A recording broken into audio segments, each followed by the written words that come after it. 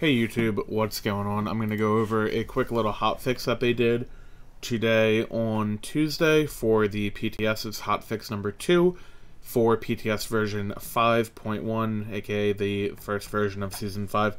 So, I actually am like really happy about this update. They fixed a ton of stuff. So basically, there's been a lot of feedback from the pros and just people on Reddit and Twitter and all that stuff. And they pretty much addressed every single thing, which is really cool. So first off, I'm going to do all these together. The Gold Fury, Pyromancer, and Fire Giant, their health per minute has all been increased by 50 per minute. They were pretty easy to kill on the PTS, so now, they're just going to gain a little bit more health. This isn't that big of a deal. Like, 50 health isn't that crazy, but, like, just consider, like, Gold Fury doesn't spawn until 5 minutes anymore, so that's already a 250 health boost. Fire Giant doesn't spawn until 10, so, that's a 500 health boost. Same with Pyromancer, that type of stuff. So it does end up being a good bit. Definitely does matter. Either way, it's just a good little tweak. Maybe it has to be done a little bit more, but I think for the most part it's good.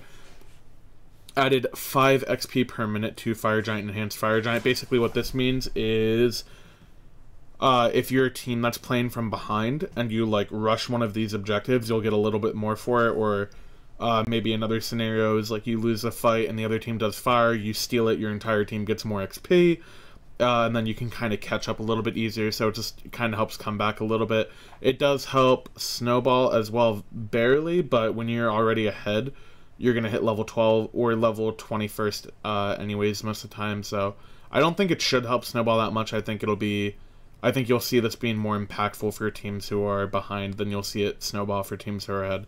But either way, it's still a good change in my opinion. Reduced lane minion gold per 3 minutes from 1 to 0.5, and reduced jungle camps gold per 3 minutes from 2 to 1.5. So basically, one of the most common things that was said is that it felt like the gold scaling was a little bit too high. People, whether you were ahead or behind, carries would pretty much have their full item build around 20 minutes, and they would be able to just completely kill people, just like one-shot them with mages and stuff. I think specifically for mages, this was an important change, because with the Rod of Tahuti change, and since they don't have a 3,000 gold basically mandatory item in their build, that mages were able to get a full build much quicker than they ever have before, and the gold was... like, their item build costed less, and the gold was scaling, so it was a little bit out of hand. And this should hopefully adjust this. I don't know if this should be enough, I would think, but maybe a little bit more. We'll see how it goes. Lane minion and jungle camp scaling caps at 21 minutes. This means their worth will increase 7 times. So basically what this means is at, like, a 60-minute game, you're not going to get, like, creep waves that are worth as much as, like, a Gold Fury, that type of stuff. It just means that at 21 minutes, the game is going to be fully scaled into what they would consider late game, and that's when they want the game to, like, that's when the acceleration of the game is pretty much over. The only thing that accelerates past this, I believe, should be the major objectives and the enhanced Fire Giant thing. So, yeah, they just increased 7 times. Jungle Boss scaling caps at 25 minutes is what I was talking about. So they will go 4 minutes past, and they said this is the same as Season 4. So really, this didn't change anything. All of it's saying is it just, like, states it to be obvious. And it'll, like, that's also when Enhanced Fire Giant spawns. So Minion and Jungle Camp stop at 21 minutes. That's when you hit late game. And then for the Jungle Bosses, you hit late game at 25 minutes. They've said they want games to end around, like, 25 to 30 minutes. So pretty much perfect change to accomplish that. So now balance changes. All recommended item sets have been updated to include Season 5 items, so blessings, blah, blah, blah. So, first one, mages. There were a lot of interactions with this. I think they list those a little bit later on in the god changes, but some interactions with that will be changed. Decrease bonus damage on abilities from 30 to 25, and decrease the MP5 from 3 to 2, so you're going to be a little bit less comfortable on your mana, and you're going to do a little bit less damage. Pretty much an overall good tweak. Maybe could use a little bit more. I still think it's the strongest starter item, but still pretty good. Hunter's Blessing, increase the MP5 from 5 to 10. This means ability-based hunters, stuff like Uller, you're going to go a lot less. Warrior's Blessing, this is one that people have been complaining about not being that good. I didn't think that those complaints were necessarily warranted. One second, I'm gonna get some water, sorry. Yeah, I didn't think those complaints were necessarily that warranted. I thought it was a pretty good item. The health is now going up to 140 mana restored per god damage trigger. So you're going to have a little bit more mana sustain. This is basically, you know, full-on Gladiator shield effect with an internal cooldown on the Warrior's Blessing. So these changes should help that out a lot. Items, Obsidian Shard, Titan's Bane, Spell Focus Warrior's Bane. This is just Obsidian Shard Titans and then the tier 2 of both of them right here. Description and design updated to apply all % pen to gods only, even the non-scaling part. So just, you know, it won't apply to other stuff. Typhon's Fang, updated description to make the item's effects more clear, so they're just updating the text. Increases healing gain from lifesteal and thus allows higher lifesteal than the 65% cap. So what this is saying is an item like Chronos Pendant, for example. You could have Breastplate of Valor and Chronos Pendant, and that would be your 40% CDR. But then the proc of Chronos Pendant would then go above the 40%, so you could effectively get around like 50, I think a little north of 50%. And this is basically saying that Typhon's Fang, the way it calculates the healing gain from lifesteal, is that it's basically calculating as... Okay, my mom just started a vacuum, hopefully you don't hear that. But it's basically saying, if you have, like, Bancrofts and Pythags, and you have, you know, whatever other light items give lifesteal, Soul Gem, I think, that type of stuff, that you can go above the 65%. So say you have, you know, 50% lifesteal from all those items, and then Typhon's Fang increases it by half of that, you would have 75%, and that will go above the cap. That's all that's saying. The power bonus from lifesteal from this item is not affected by the other parts of the passive, blah blah. So basically, power bonus from lifesteal from this item is not affected by the other part of the passive. Oh, okay, I see what it's saying. So if you go... The power bonus is only applying to Typhon's Fang, I think is what it's saying. So if you go Typhon's and Bancrofts, you're not also going to get a power bonus from the Bancrofts lifesteal.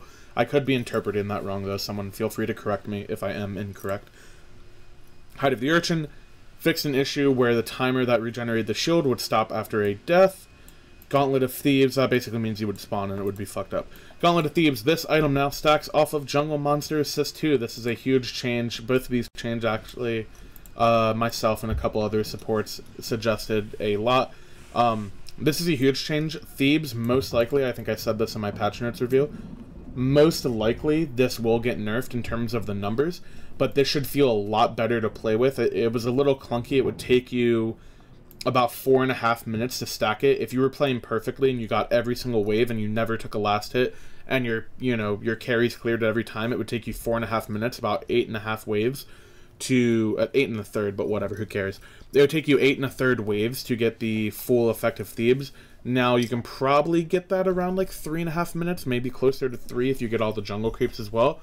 So just a good overall change. Again, expect this to see a numbers nerf sometime in the future, but yeah, definitely a really good change.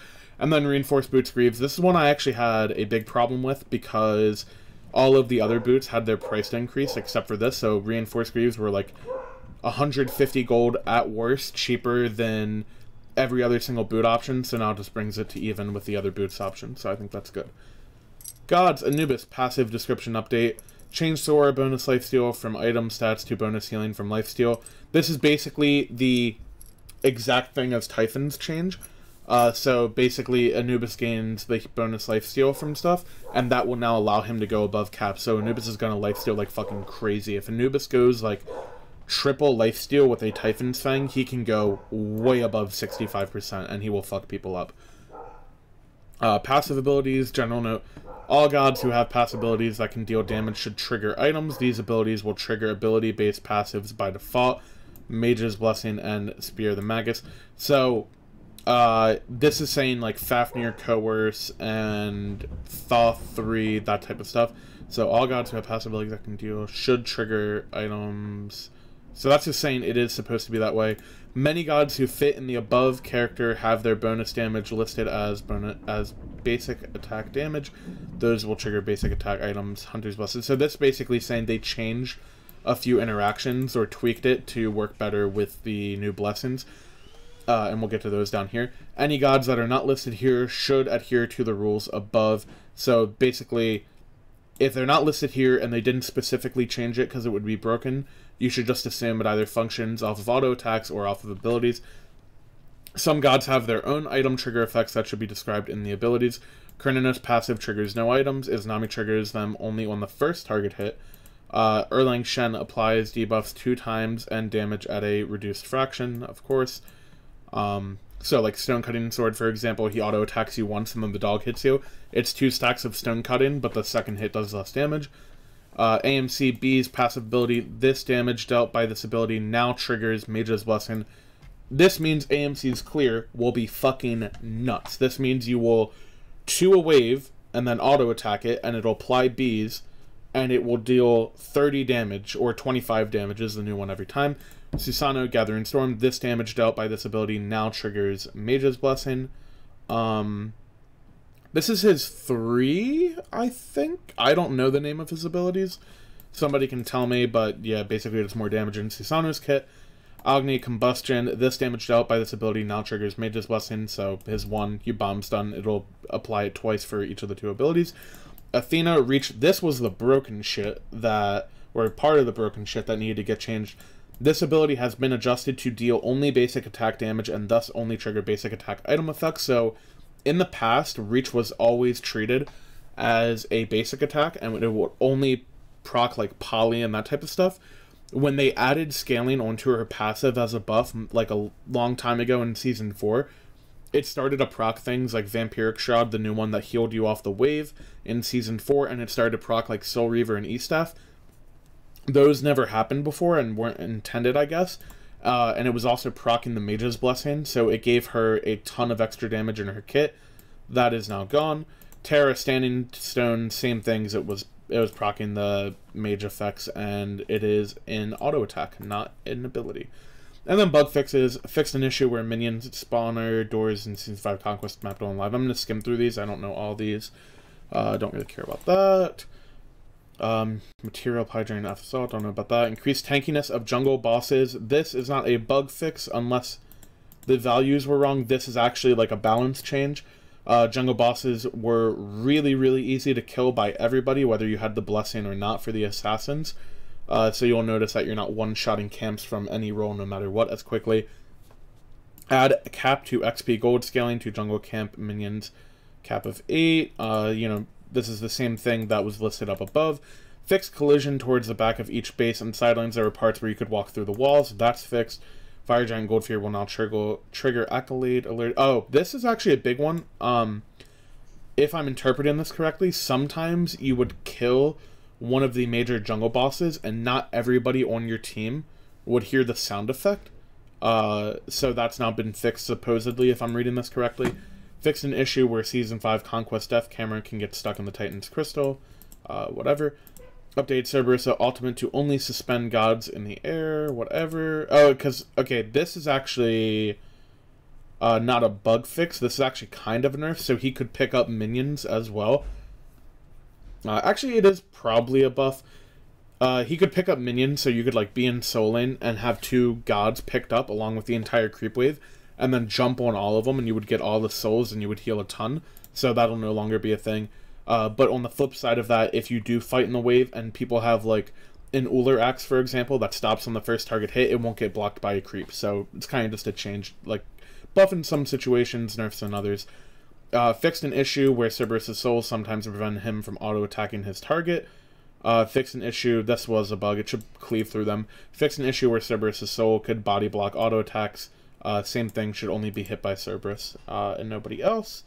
And I want to read this one again. Fix an issue where souls made by Cerberus' third ability don't take damage from abilities. Okay, so that is it.